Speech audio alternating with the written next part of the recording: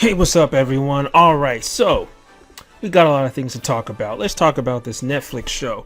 It now has a title, Sonic Prime. And, I have to admit, I love all these Sonic titles like Sonic Prime, Sonic Forces, Dimensions, whatever. Those titles are nice. I love them. The logo looks awesome, though. It looks very good. I especially like how the Sonic looks like it's broken glass or it's like a shattered dimension or something. All right, so we got a lot of new VAs that are going to be in this show.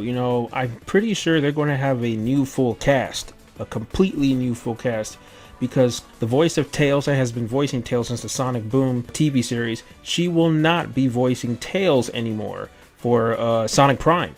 She was asked out on Twitter and she said sadly she's not going to voice Tails. So that's kind of shocking. That means they're going to get a new voice for Tails. But is she still going to do Tails in Sonic Movie 2 or not? Because she voiced Tails in the end credit scene in Sonic Movie 1.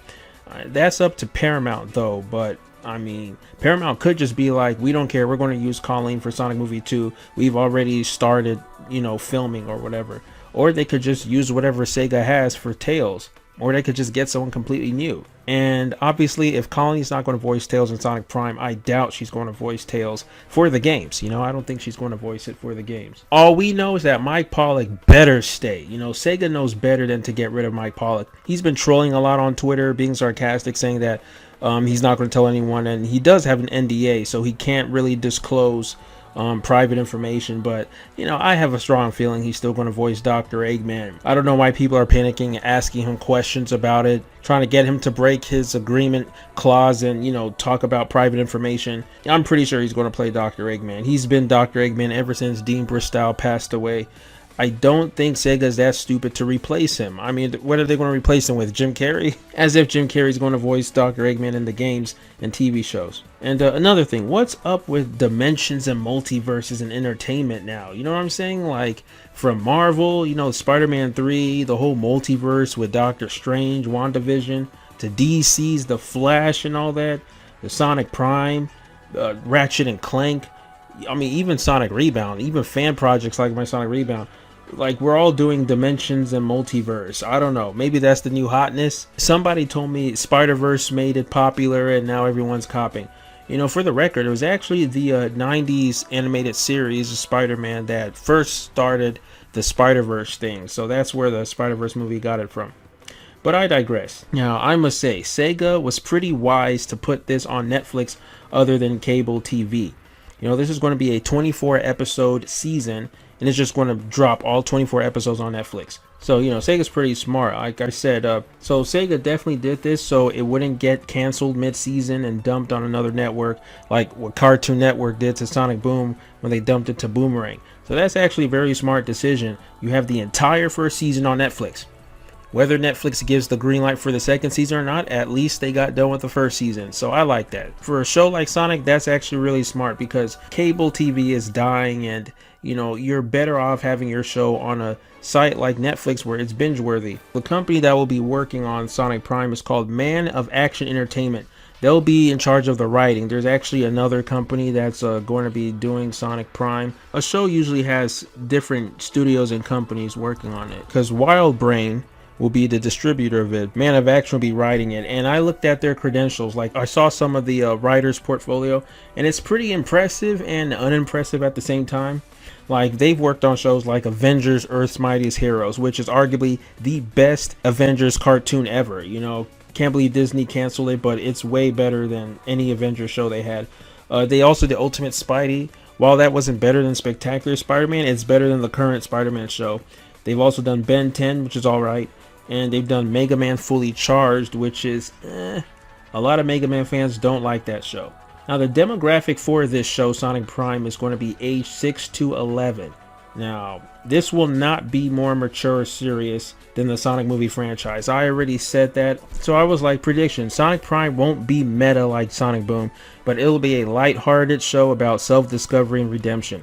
kind of like Ratchet and Clank, but I can't see Sega doing something dark. I'm looking forward for this show, but you know, everyone was all getting excited saying, yes, this is going to be a serious show, it's going to be epic, and it's like, yeah, like, it's not going to be meta. I doubt they're going to do that, but you guys really need to temper your expectations. Don't raise them too high, because some of you guys are going to get really disappointed or bummed out.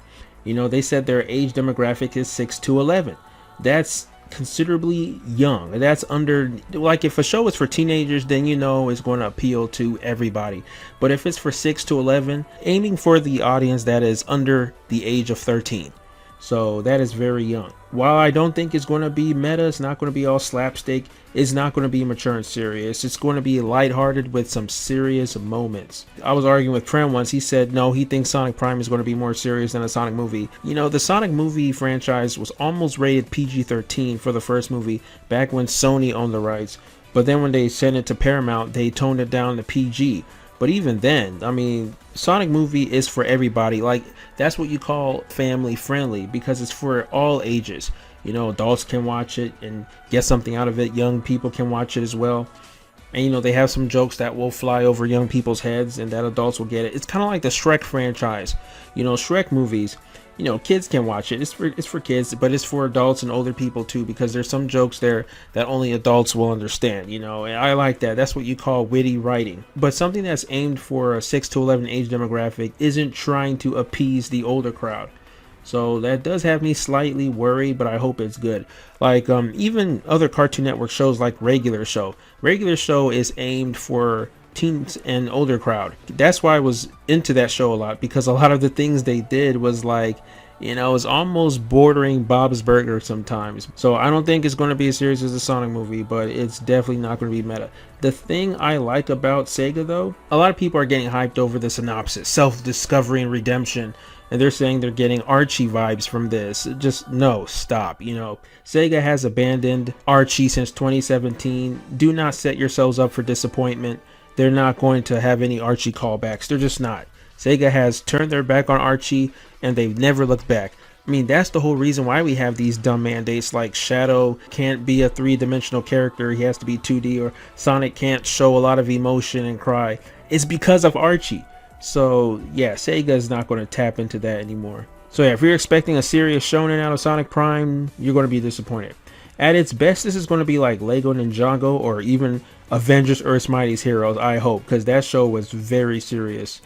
At its worst, it'll be Mega Man Fully Charged. So yeah, you're not going to get a Dragon Ball Z anime with this. But one thing I do love about these Sonic shows is how each show is different in genre.